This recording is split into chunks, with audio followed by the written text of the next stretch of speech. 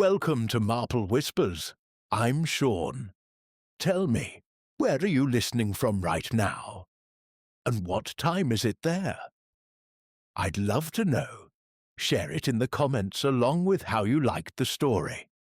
I reply to every single one of you. Now let's step into the mystery, in the misty shadows of Lake Geneva's silent lake, where the water whispers secrets of the dead. Elderly sleuth Miss Jane Marple arrives at a lavish Swiss villa for a peaceful retreat, only to unravel a chilling murder. When tyrannical host Sir Reginald Beaumont collapses from cyanide-laced brandy on a foggy boat ride, suspicion falls on his flirtatious wife Eleanor, indolent artist nephew Victor, enigmatic Dr. Laurent, and scandal-plagued heiress Lydia.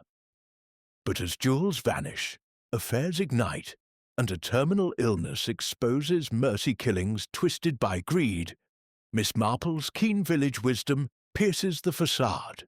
Framing debts and deadly compassion collide in a storm of betrayal. Who poisoned the flask? Dive into this Agatha Christie-inspired whodunit, where human hearts hide darker depths than the lake itself. Chapter 1. The Arrival by the Lake. The train from Paris pulled into Geneva's Cornavin station with a sigh of steam, as if exhaling the last remnants of its long journey through the Alps. Miss Jane Marple, seated by the window in her modest second-class compartment, gathered her belongings with the quiet efficiency of one accustomed to life's smaller disruptions.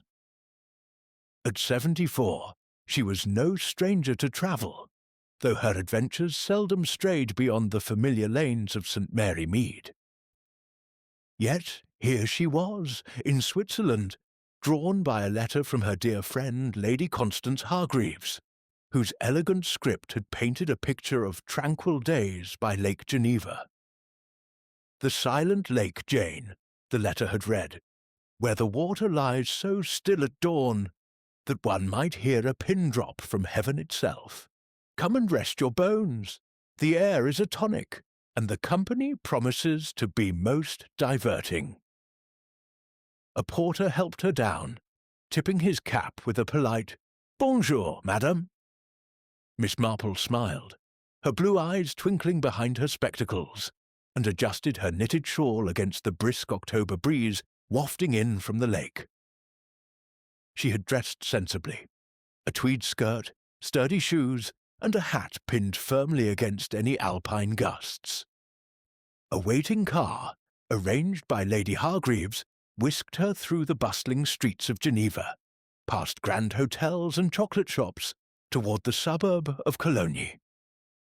The road climbed gently, offering glimpses of the lake below, its surface a mirror of polished steel under the afternoon sun, unbroken save for the distant silhouette of a sailboat. The villa, named Les Cygnes, after the swans that graced its shores, emerged like a jewel from the hillside, white stucco walls gleaming, balconies overflowing with late-blooming geraniums, and a terraced garden descending to a private pier. Sir Reginald Beaumont, the owner, had acquired it in his diplomatic heyday, a retreat funded by shrewd investments from his days in the colonies. As the car crunched to a halt on the gravel drive, Lady Hargreaves herself appeared at the door, her arms outstretched in welcome. "Jane, my dear, how marvellous you've come! The journey wasn't too taxing, I hope." "Not at all, Constance," Miss Marple replied, allowing a brief embrace, "though I must say, the scenery alone was worth the ticket. Such majesty, the mountains like sentinels guarding secrets." Lady Hargreaves, a widow of ample means and impeccable breeding, led her inside to a sunlit drawing-room where the other guests had assembled for tea. Sir Reginald Beaumont rose first, a tall man in his 60s with a silver moustache and the ramrod posture of a former ambassador. His handshake was firm, his voice clipped. "Miss Marple, delighted. Constance speaks so highly of your insights." There was a faint emphasis on the word, as if he found the notion of an elderly spinster's perceptiveness amusing. Beside him sat his wife Elena, a striking woman of perhaps 35, with raven hair coiled in a fashionable chignon and eyes like dark velvet. She extended a languid hand, her diamond rings catching the light. "Enchanté, Miss Marple. Reginald has told me of your village exploits. How quaint it must be, solving little puzzles over scones." Her Italian accent lent a melodic lilt, but Miss Marple detected a sharpness beneath the charm, reminiscent of young Mrs. Letitia in St. Mary Mead, who smiled sweetest when plotting her next social coup. Victor Beaumont, Sir Reginald's nephew, lounged by the window, a sketch-pad balanced on his knee. In his late 20s, with tousled blonde hair and a bohemian cravat, he flashed a disarming grin. "Aunt Constance's famous sleuth. Welcome to our lakeside lair. If you spot any ghosts in the mist, do let me know. I'm in need of inspiration for my next canvas." Dr. Emile Laurent, a Swiss physician invited for his expertise in alpine ailments, nodded gravely from his armchair. His face was scholarly, framed by wire-rimmed glasses, and he spoke with measured precision. "Mademoiselle Marple, a pleasure. I trust the altitude agrees with you.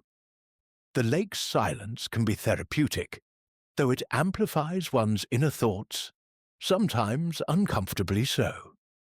His gaze lingered a moment too long on Elena, who averted her eyes with a flutter of lashes. Completing the circle was Miss Lydia Finch, an American heiress in her 40s, her bobbed hair and pearl necklace screaming New World flair.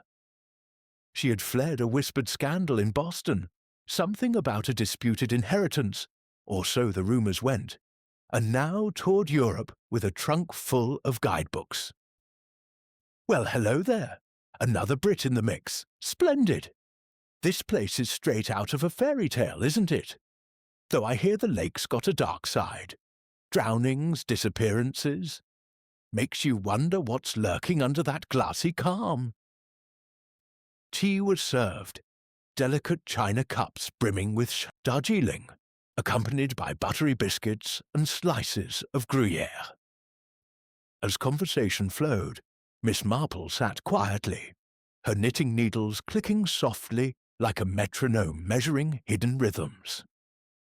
She observed how Sir Reginald dominated, recounting tales of negotiations in Cairo and Delhi, his voice booming. Elena toyed with her necklace, a simple gold chain that seemed inadequate for her elegance. Victor sketched idly, his eyes flicking toward his aunt by marriage with what might have been admiration or envy. Dr. Laurent quoted Schopenhauer on the illusion of peace, while Miss Finch interjected with brash anecdotes from her travels, her laughter a touch too loud. It was over dinner that evening, in the candlelit dining room overlooking the now twilight-shrouded lake, that the first shadow fell. The meal was exquisite, fondue bubbling in a cacalon, paired with crisp fendant wine from the nearby vineyards. Sir Reginald, at the head of the table, raised his glass. "To our guest, Miss Marple, and to the treasures of life." He gestured to a locked cabinet against the wall, its glass doors revealing a glimmer of jewels, rubies from Burma, emeralds from Colombia, and at the center, a sapphire necklace of breathtaking blue, its stones cut in the old Mughal style. "Family heirlooms, you know. This one's said to carry a curse, brought misfortune to its previous owners. Nonsense, of course, but it adds a certain frisson." Elena's fingers tightened on her fork. "Reginald, must you? It's bad luck to speak of such things." Victor chuckled. "Come now, Elena, a curse might explain Uncle's foul moods lately." Sir Reginald shot him a glare. "Mind your tongue, boy. Those moods stem from idlers who squander opportunities. Dr. Laurent steered the talk to safer waters, discussing the lake's geological quirks, how its depths hid underwater caves, silent tombs for the unwary. Miss Finch leaned in, eyes wide. Sounds like the perfect spot for a midnight swim, or a body dump. Miss Marple smiled politely, but her mind whirred. The banter held undercurrents, like the subtle eddies she sensed beneath the lake's serene facade. It reminded her of that ill-fated dinner at Gossington Hall, where polite chatter masked deadly intents. As the evening wound down and she retired to her room, a cosy chamber with lace curtains framing the dark water, she couldn't shake the feeling that this diverting gathering harbored secrets as deep and still as the silent lake itself. Outside, a faint mist rose, swallowing the pier, and in the distance, a lone swan glided soundlessly, as if bearing witness to what was to come. Chapter 2. Whispers in the Mist. The dawn broke over Lake Geneva with a stillness that seemed to hush the world itself, as though the Alps had conspired to cradle the water in a cocoon of silence. A heavy mist clung to the surface, curling like ghostly fingers around the private pier of Les Cygnes, the villa where Miss Jane Marple had taken up temporary AU residence. She rose early, as was her habit, her joints protesting faintly against the alpine chill. Wrapping herself in a woolen shawl, she slipped on her sensible shoes and ventured out for a morning walk, drawn irresistibly to the lake's edge. The air was sharp with the scent of pine and damp earth, and the water lay so still it might have been a sheet of polished obsidian, reflecting the shrouded peaks beyond. Miss Marple, ever observant, noted how the mist seemed to muffle not just sound but intent, as if secrets might slip unnoticed into its folds. She strolled along the pier, her footsteps soft on the weathered planks, and paused to admire the swans gliding in the distance, their grace a quiet rebuke to the tension she'd sensed at dinner the previous evening. The sapphire necklace, Sir Reginald's brusque dismissal of Victor, Elena's brittle laughter, each moment had been a thread in a tapestry yet to reveal its pattern. As she neared the boathouse, a low structure of cedar and glass tucked against the shore, she spotted Victor Beaumont, his easel propped against a piling. He was sketching furiously, his charcoal scratching across the paper, capturing the mist's eerie dance. His coat was rumpled, as if he'd been out all night, and his eyes darted toward the villa with a wariness that piqued her curiosity. "Good morning, Mr. Beaumont," Miss Marple called, her voice gentle but carrying the clarity of a village schoolmistress. Victor started, nearly upsetting his easel, and turned with a sheepish grin. "Aunt Jane, forgive me, Miss Marple. You move like a cat, out to enjoy the lake's charm." He gestured to the water, his tone light but strained, as if masking a deeper unease. "It is quite remarkable," she replied, peering at his sketch. A study of the lake, but with an odd detail. A faint outline of a figure in the mist, half-formed, as if conjured from imagination. "You've caught the mood beautifully, though I wonder if the lake's silence unsettles you, as it does me. So still, yet expectant." Victor's smile faltered. "Uncle calls it the Silent Lake for a reason. Says it claims a soul every decade. Old Swiss folklore.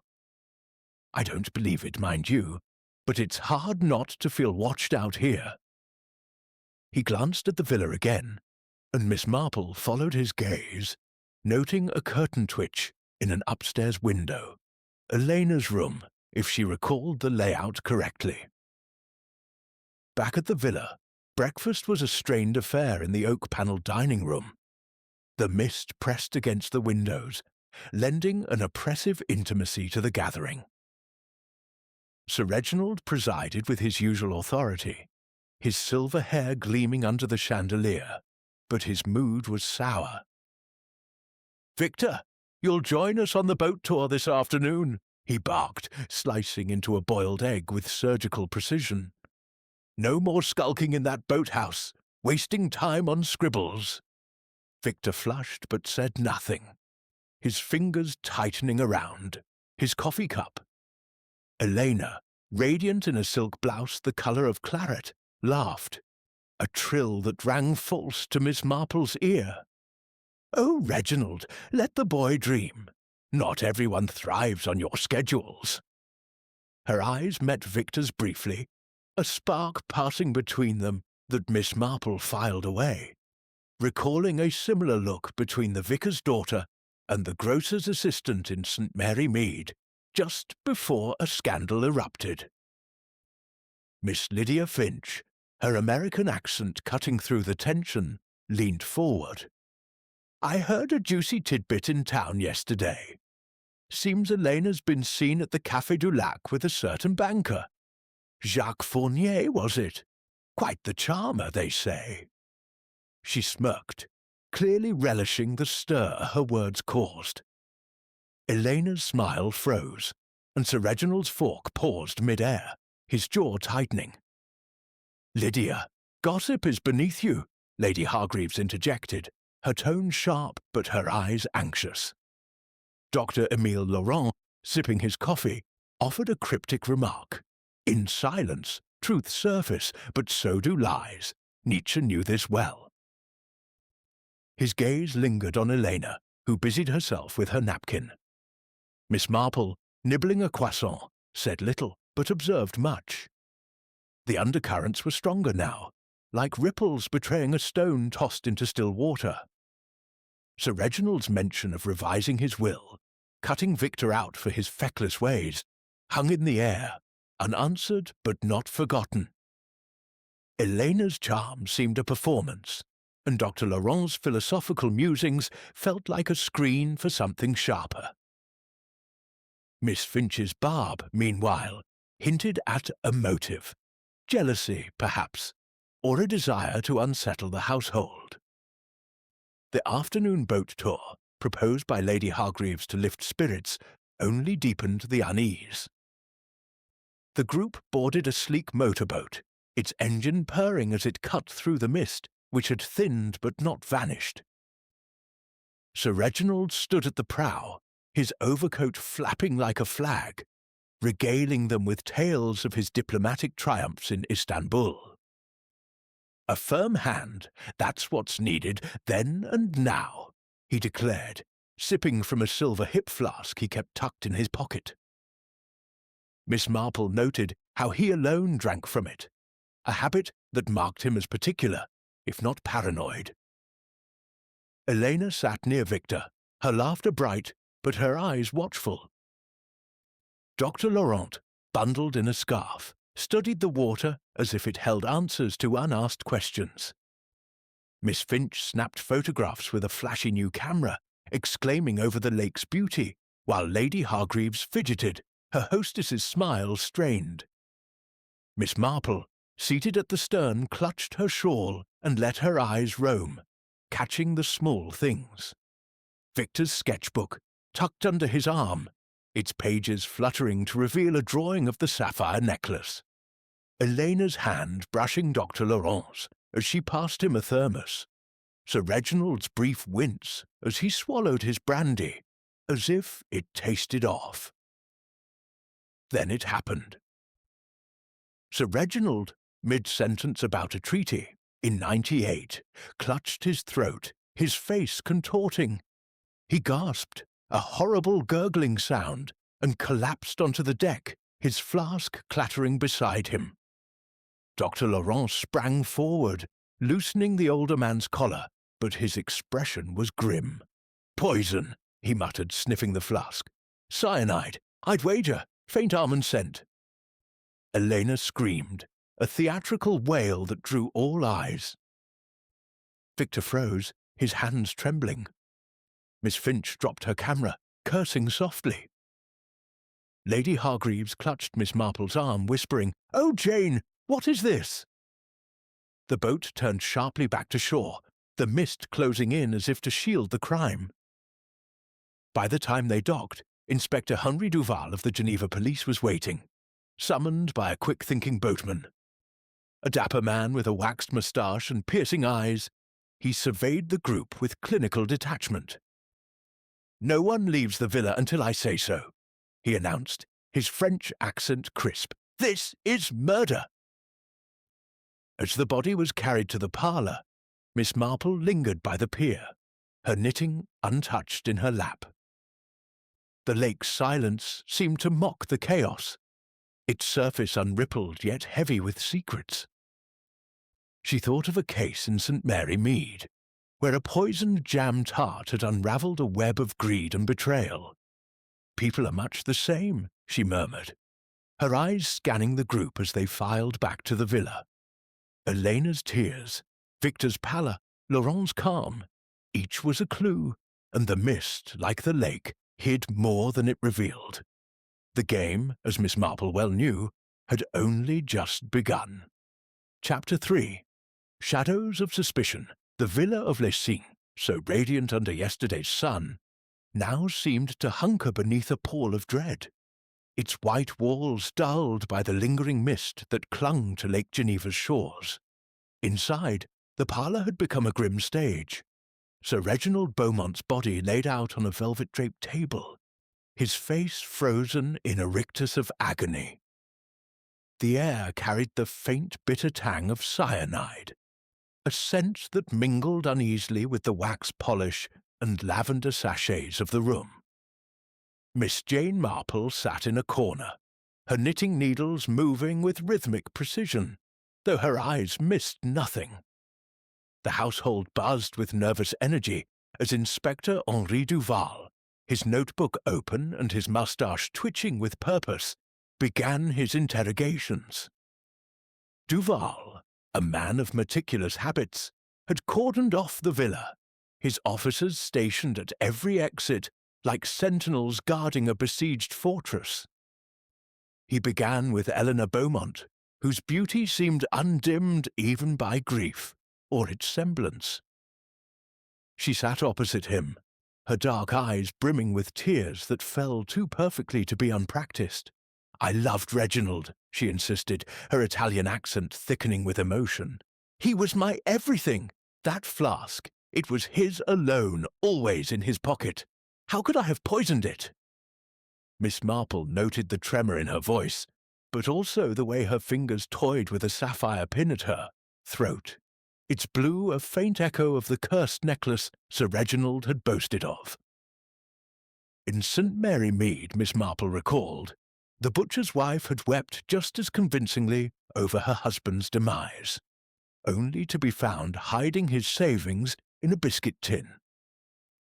Victor Beaumont was next, his usual charm replaced by a pallor that made his blonde hair seem almost translucent.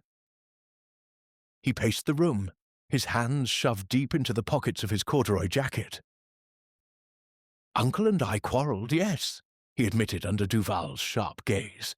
"He thought me a layabout, threatened to cut me from his will. But murder? I'd sooner paint a masterpiece than poison a man." His defiance wavered, and Miss Marple caught a flicker of fear in his eyes, like that of young Tommy Pierce back home, caught stealing apples, but hiding a darker secret. She wondered what else Victor might be concealing behind his artist's bravado. Dr. Émile Laurent faced the inspector with the calm of a man accustomed to scrutiny. His wire-rimmed glasses glinted as he leaned forward, his voice measured. "I prescribed sedatives for Sir Reginald's nerves, nothing more. Cyanide. I have no access to such a thing, Inspector. My practice is one of healing, not harm." Yet his hands, folded neatly on the table, betrayed a faint tremor, and Miss Marple recalled a chemist in her village whose precise manner had masked a penchant for dangerous experiments. Laurent's philosophical air, she mused, might hide a more pragmatic streak. Miss Lydia Finch, the American heiress, was less composed, her brashness tempered by the morning's horror. "I barely knew the man," she declared, her pearl necklace clicking as she gestured. "But I overheard something last night. Reginald and Elena arguing in the library. He accused her of losing one of his precious jewels. She called him a tyrant." Her eyes gleamed with the thrill of revelation, and Miss Marple noted how gossip, like a village postmistress's chatter, could both illuminate and obscure. Lady Hargreaves, wringing her hands, defended her sister-in-law. "Reginald was obsessed with those jewels, Inspector. He suspected theft at every turn, even from family. Elena would never stoop to such things. Her loyalty was fierce, but Miss Marple detected a crack in her certainty, like the vicar's wife, who swore her son was innocent until the stolen silver was found in his room." As the interrogations wound down, Duval revealed a chilling detail.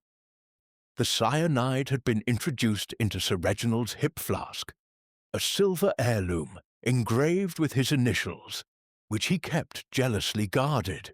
"Only someone close could have tampered with it," the inspector said, his eyes sweeping the room. The implication hung heavy. Motive and opportunity lay within the villa's walls. Miss Marple, excused from questioning as a mere guest, retreated to the garden to think, her knitting a pretext for observation. The mist had lifted slightly, revealing the lake's glassy expanse, its silence now a challenge rather than a comfort. She wandered toward the rose arbor, where she found Marie, the young maid, polishing silver in a secluded corner.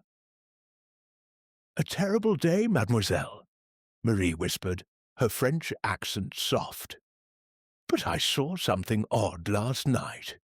Miss Finch, slipping out after midnight, down to the lake. She met someone, a man, I think, but it was too dark to see." Miss Marple nodded, her mind flashing to a St. Mary Mead spinster who sneaked out to meet a poacher, only to be entangled in blackmail. "Thank you, Marie," she said. "Discretion is a virtue, but so is truth." Returning to the villa, Miss Marple overheard Victor muttering to himself in the hall, his sketchbook clutched tightly. "It's all wrong," he said, unaware of her presence. "Why would they think I'd do it?" Curious, she engaged him in conversation, steering it to his art. "Your sketches are so vivid, Mr. Beaumont. Have you drawn the lake often?" He hesitated, then showed her a page.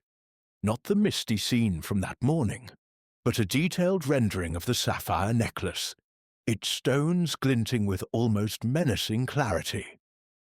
"Just a study," he mumbled, snapping the book shut. Miss Marple smiled benignly, but her mind raced. Why sketch a jewel so ostentatiously displayed, unless it held a secret? As evening descended, the villa's atmosphere grew taut, like a violin string stretched to breaking. Inspector Duval summoned the group to the drawing-room to announce his findings. "We have searched Sir Reginald's study," he said, his voice cutting through the murmurs. "In his desk we found a draft of a new will, disinheriting Victor Beaumont entirely. The motive is clear, monsieur."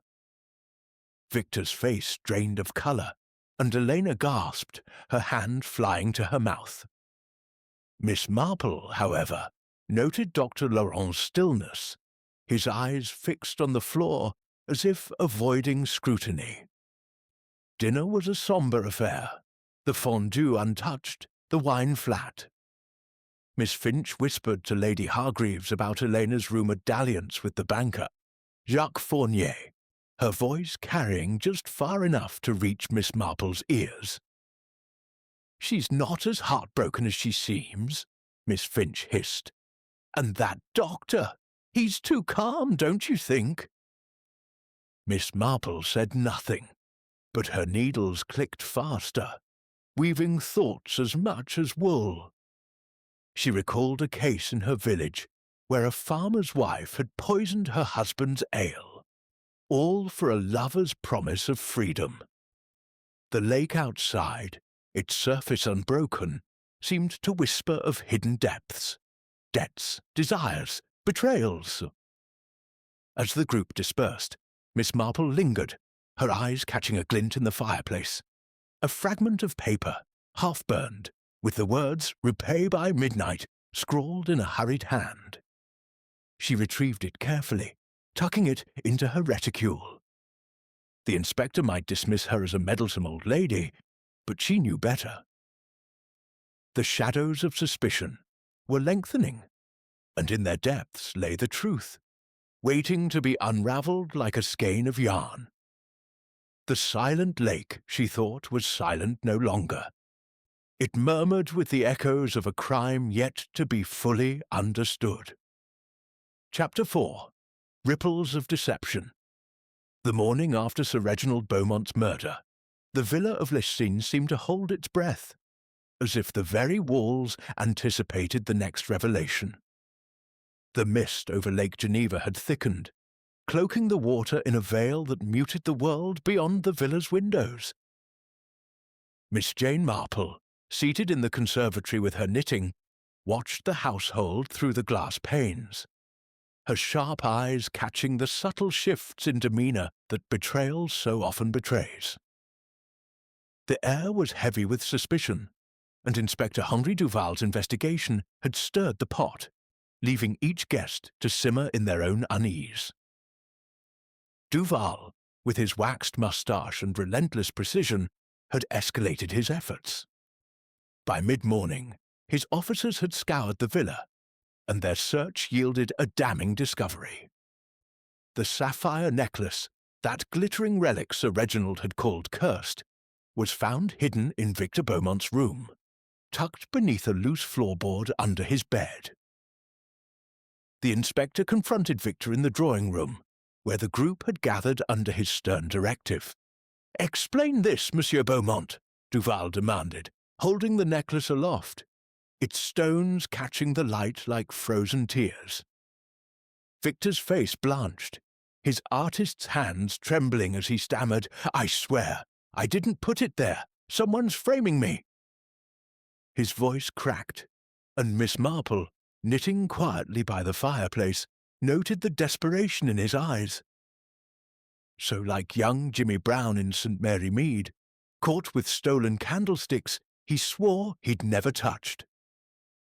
Elena Beaumont gasped, her hand flying to her chest, and collapsed into a chair with a theatricality that Miss Marple found less convincing than her earlier tears.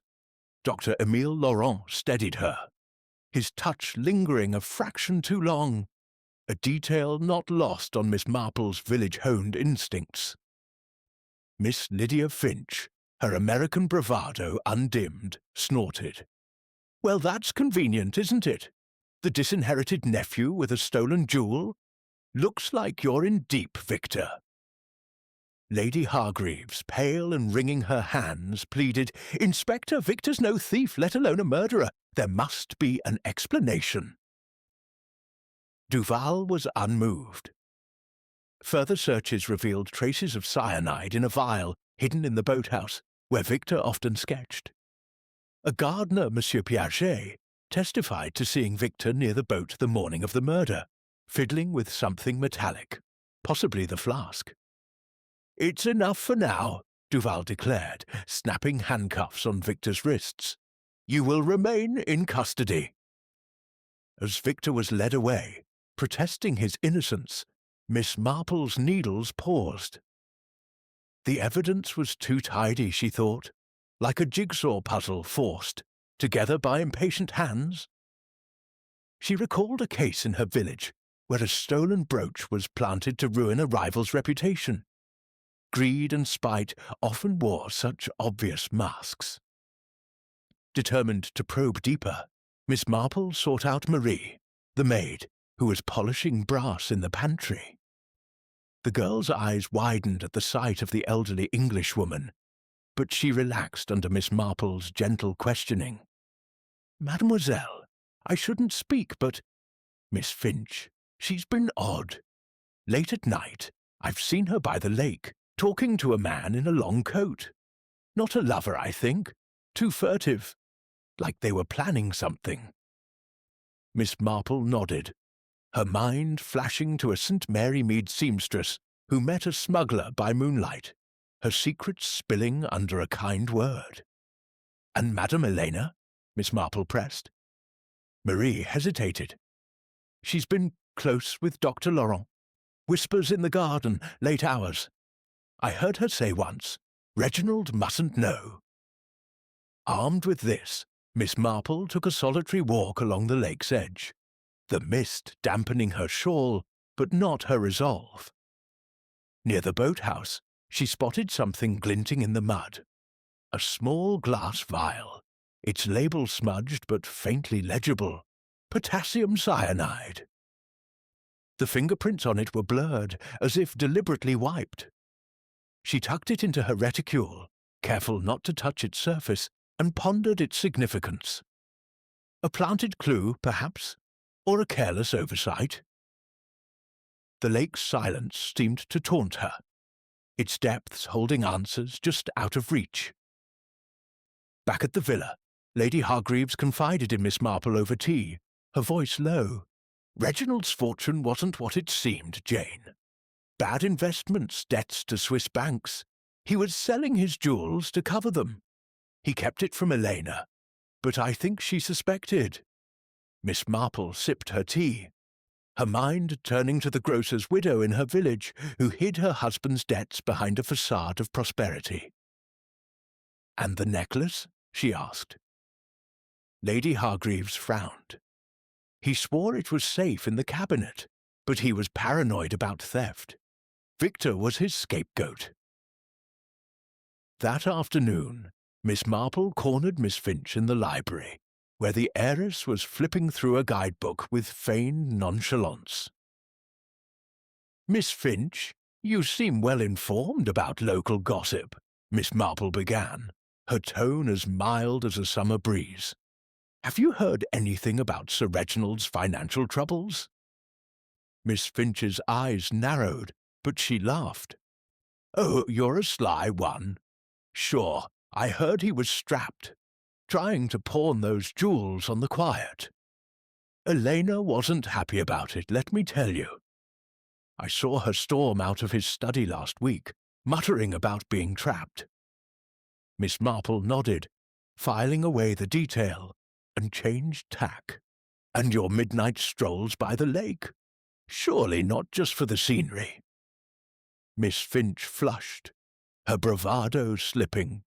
"Just clearing my head. Europe's full of shadows, you know." As evening fell, the villa's tension coiled tighter. Inspector Duval, convinced of Victor's guilt, prepared to transfer him to Geneva's police station. But Miss Marple, her knitting now a tangle of wool and intuition, felt a nagging doubt. The necklace, the vial, the gardener's testimony.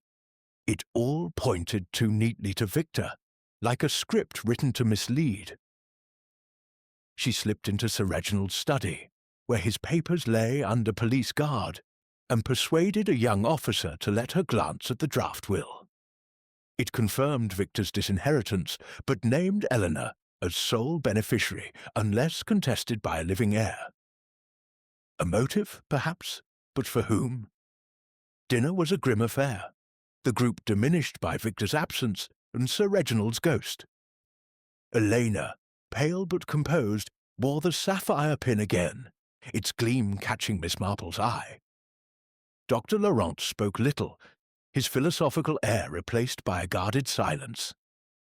Miss Finch, emboldened by wine, hinted at Elena's flirtations with the banker, Jacques Fournier, earning a sharp glance from Lady Hargreaves. Miss Marple, saying little, watched the ripples of deception spread, each guest hiding something, each word a potential clue. As the meal ended, she retired to her room, her mind weaving the threads together. Marie's tale of Elena and Laurent's closeness, the planted necklace, the smudged vial, the will's stark terms.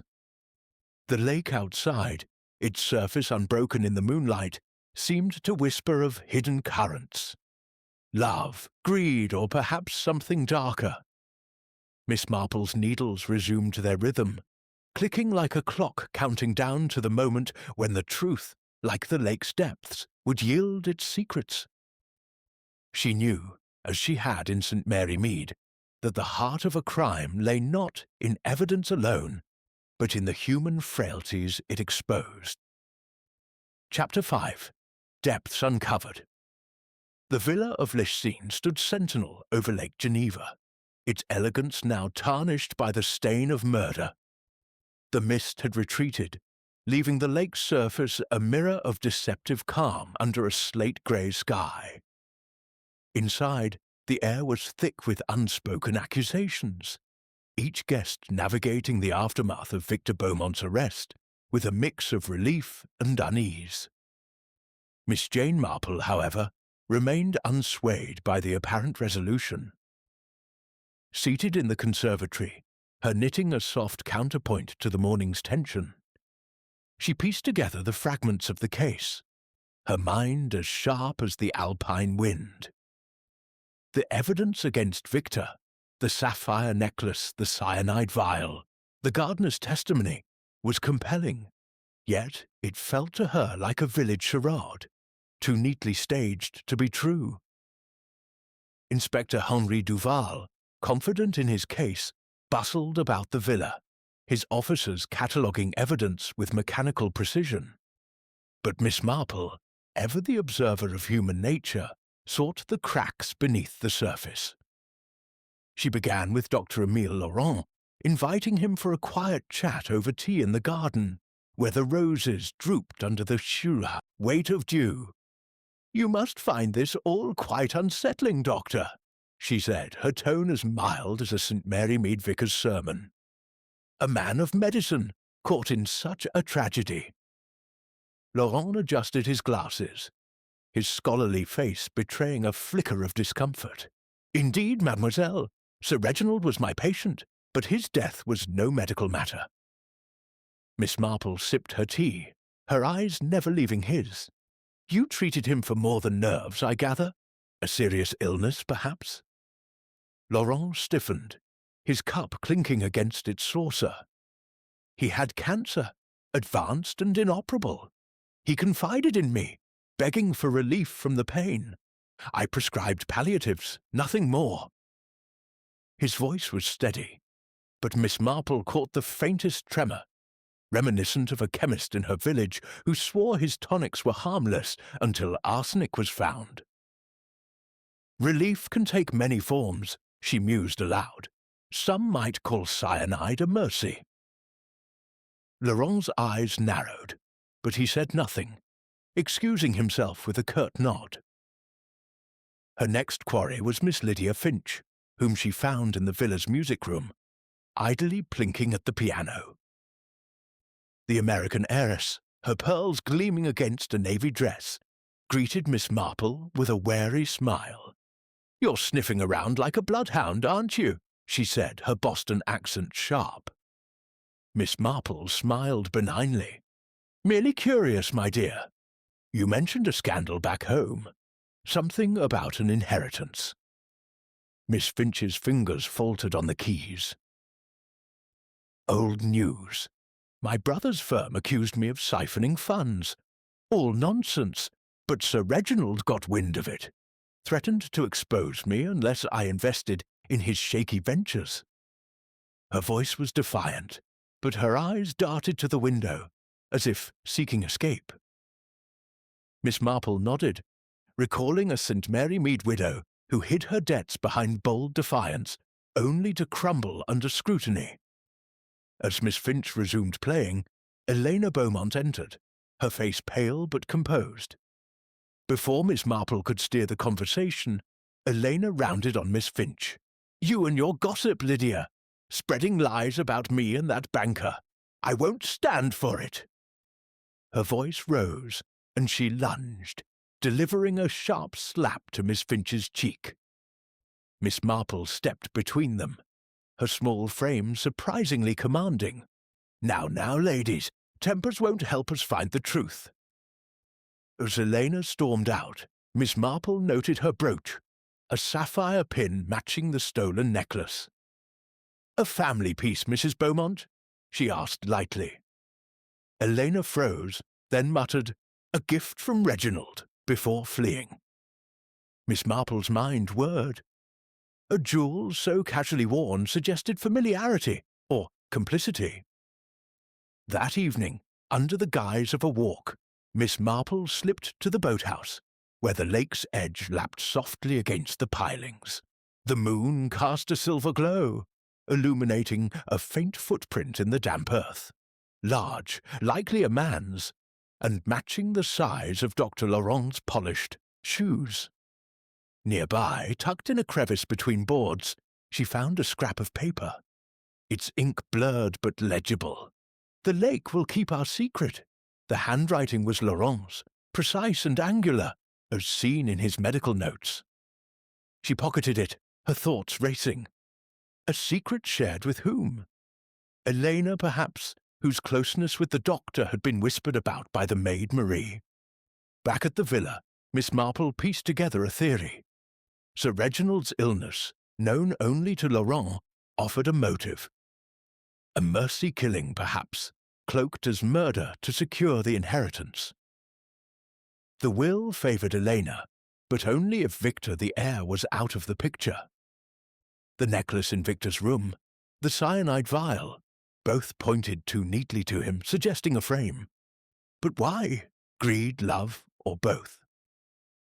Miss Marple recalled a case in her village where a nurse poisoned her patient, claiming compassion, only to inherit a tidy sum. The lake's silence, she thought, was a perfect accomplice, hiding whispers of betrayal. She sought out Lady Hargreaves, who was pacing the library, her face etched with worry. "Jane, this is a nightmare. Victor in jail, Elena unravelling. How did it come to this?" Miss Marple patted her hand. "People's secrets have a way of surfacing, Constance. Tell me, did Sir Reginald ever speak of his illness?" Lady Hargreaves shook her head. "Only that he was tired, always tired. Laurent knew more, but he's so guarded." Miss Marple nodded, her suspicions deepening. Laurent's role as confidant gave him power and opportunity. As night fell, the villa's atmosphere grew taut, the lake outside reflecting a sky pricked with stars. Miss Marple sat by her window, knitting forgotten, her mind weaving a tapestry of motives. Laurent's medical access, Elena's inheritance, Victor's disinheritance, Miss Finch's scandal. The burned letter fragment, repay by midnight, hinted at debts, perhaps Laurent's, tied to Elena's promises. The sapphire pin, so like the necklace, suggested Elena's hands had touched the stolen jewel.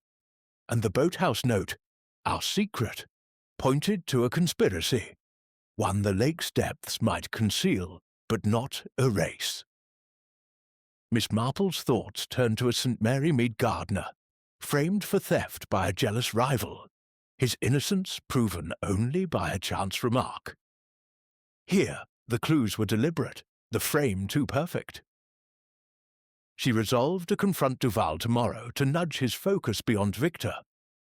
The inspector might scoff at an old lady's meddling, but she knew the truth lay in the human heart, its passions, its fears, its hidden currents.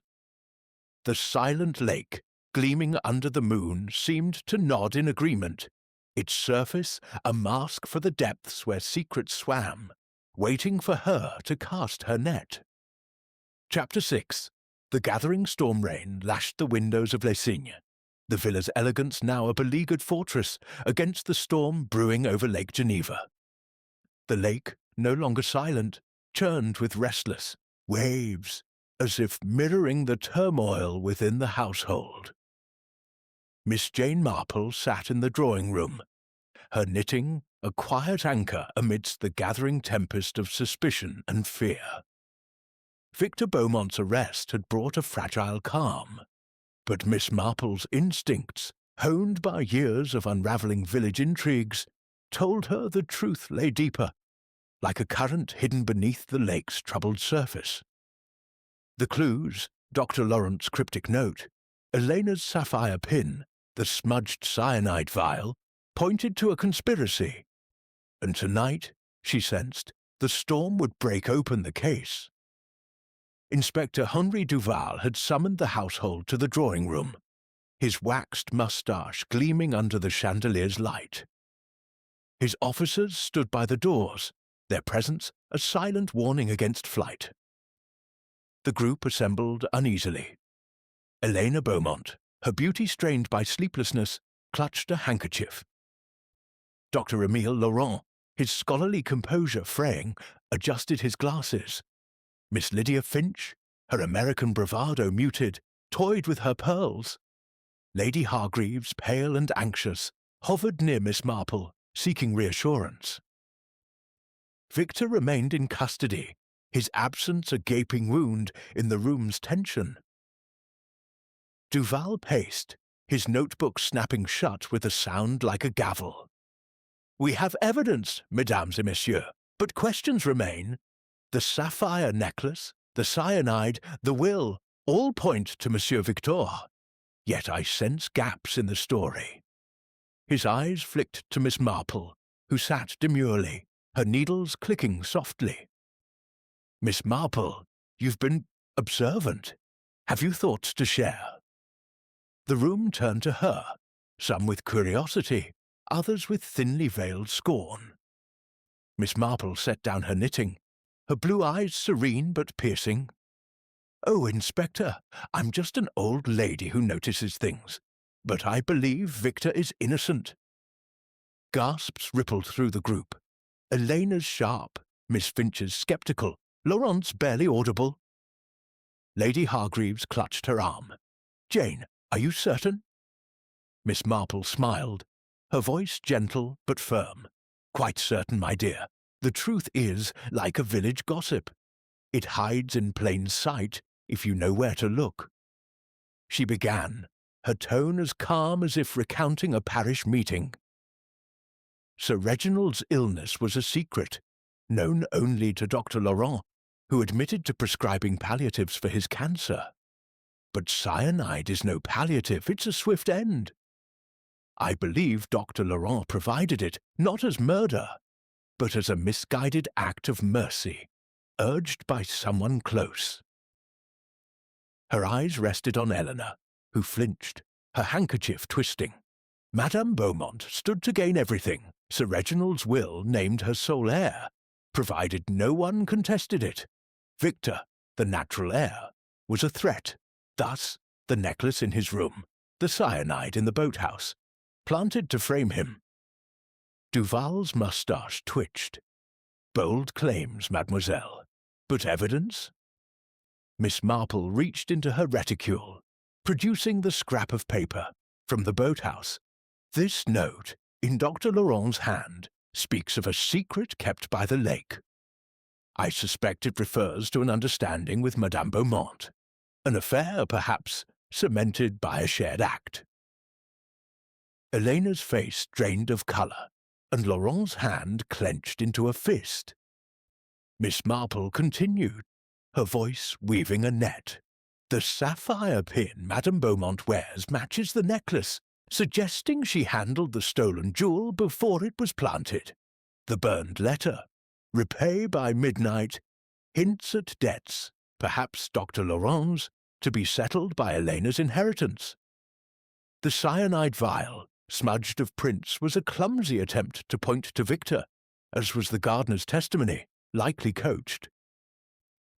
She paused, recalling a St. Mary Mead case where a maid's false witness, prompted by a lover's promise, had nearly condemned an innocent man. Elena sprang to her feet, her voice trembling. "This is outrageous! I loved Reginald! I'd never—" Her words faltered as Laurent touched her arm, his face a mask of resignation. "Enough, Elena. he said softly. She's right. The room froze, the rain's drumbeat the only sound. Laurent turned to Duval, his voice low. It was compassion, Inspector. Reginald begged for release from his pain. I gave him the means, cyanide, from my medical supplies. Elena, she agreed it was humane. She put it in his flask, knowing he'd drink alone. Elena sobbed, her composure shattering. He was suffering, we meant no harm. But the necklace, I never touched it, I swear. Miss Marple tilted her head. Yet it found its way to Victor's room, madame. A convenient distraction, perhaps, to ensure his silence. Laurent shook his head. That was my doing. I thought, if Victor were blamed, the inheritance would be secure. We'd be free. Duval's eyes narrowed. And the gardener's tale? Miss Marple interjected. Monsieur Piaget saw what he was told to see, Inspector. A small bribe, perhaps, or a promise. People are persuadable, especially when loyalty is thin. She thought of a St. Mary Mead postman, swayed by a few pounds to misdeliver a letter, sealing a thief's fate. Miss Finch, silent until now, laughed bitterly. Well, I'll be darned. You two played a dangerous game. And me? I was just a bystander, trying to dodge my own troubles. Miss Marple nodded. Your midnight meetings, Miss Finch, were with a private detective, I presume, hired to clear your name in Boston. Unrelated, but distracting. Miss Finch blinked, caught off guard. How did you— Duval, decisive now, signalled his officers. Dr. Laurent, Madame Beaumont, you are under arrest for murder and conspiracy. As handcuffs clicked, Elena's sobs grew frantic, while Laurent stood stoic, his gaze fixed on the lake beyond. Lady Hargreaves, tears in her eyes, whispered, Jane, how did you see it all? Miss Marple smiled faintly.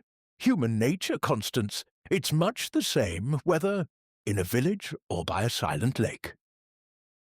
As the prisoners were led away, Miss Marple lingered, her eyes on the storm-tossed water. The case was solved, yet the lake's depths seemed to hold one final secret, a reminder that even mercy could wear a murderer's mask. She recalled a St. Mary Mead widow who poisoned her ailing husband, claiming love, only to be undone by a misplaced bottle. Here the lake had kept its silence, but Miss Marple's quiet observation had spoken louder. The storm raged on, but within Lessines a different kind of peace settled, fragile but hard-won. Chapter 7. Echoes on the Water.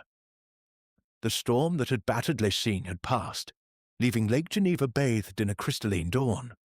The water, once roiled by wind, now lay serene, its surface a flawless mirror reflecting the snow-dusted Alps. The villa, however, bore the scars of its recent turmoil. Empty chairs at the breakfast table, hushed voices among the servants, and a lingering chill that no fire could dispel. Miss Jane Marple stood at her window, her knitting folded neatly in her lap, watching a lone swan glide across the lake. The case of Sir Reginald Beaumont's murder was solved, yet its echoes lingered, like ripples spreading from a stone long sunk. Elena Beaumont and Dr. Emile Laurent were in custody, their confessions unravelling a tale of misguided mercy and calculated greed.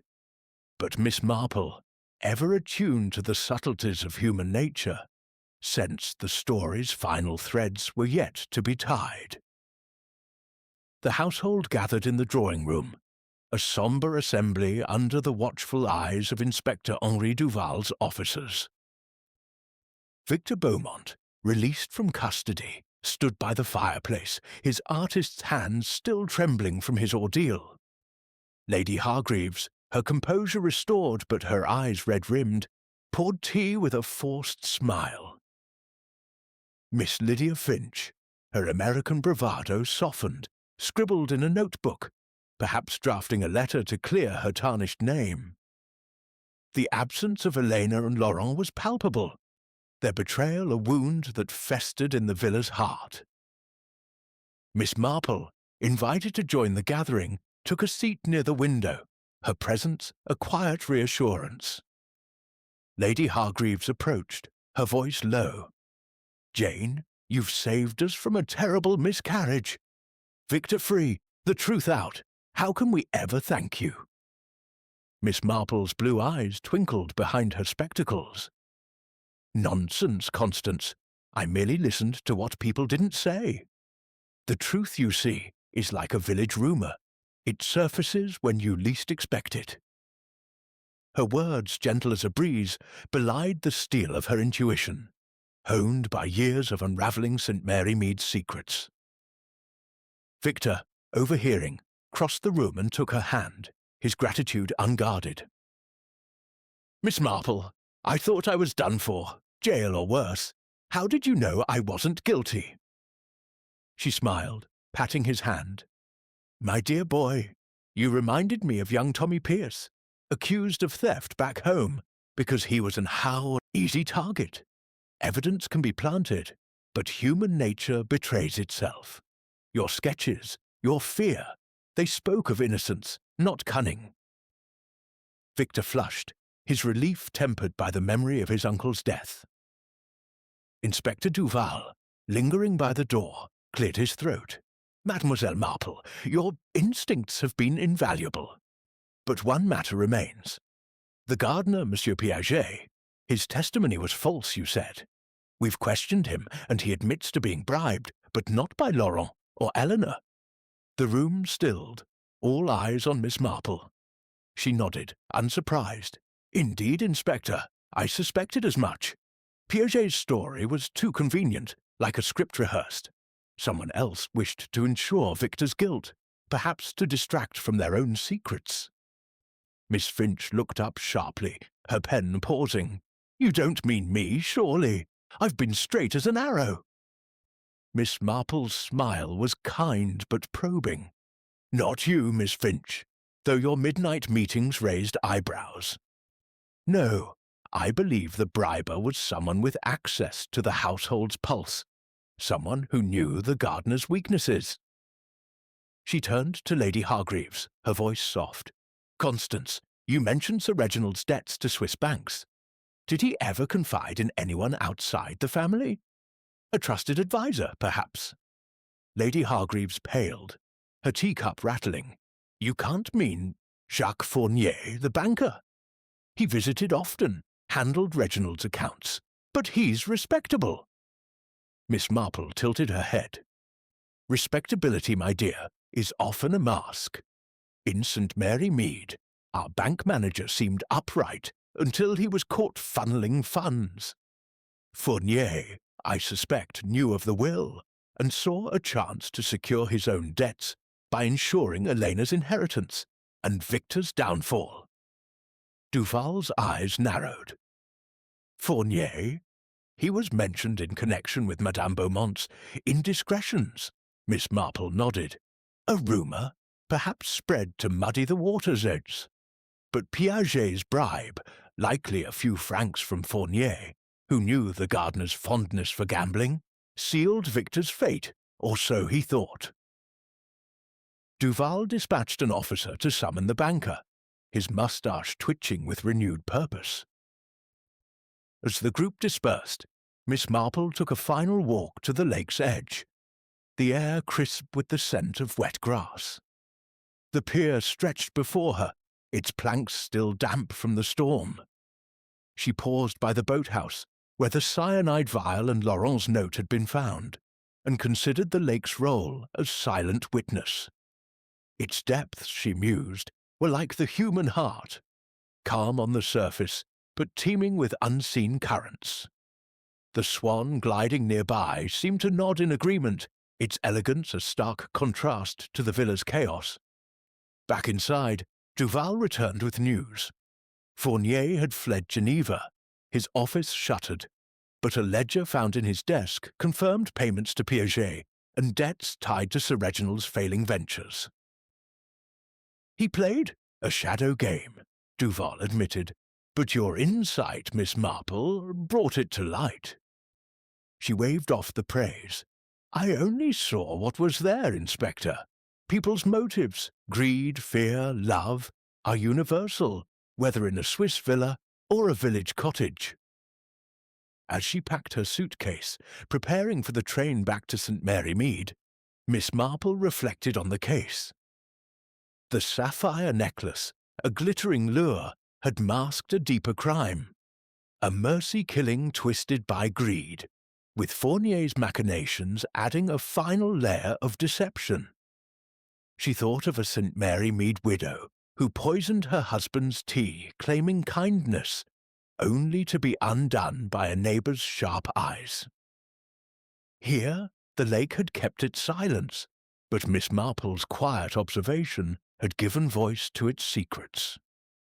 Lady Hargreaves accompanied her to the station, her gratitude effusive. "Jane, you've restored our peace. Will you return?" Miss Marple smiled, adjusting her hat against the alpine breeze. "Perhaps, Constance, but my village keeps me busy. There's always a mystery, you know, even in the smallest places."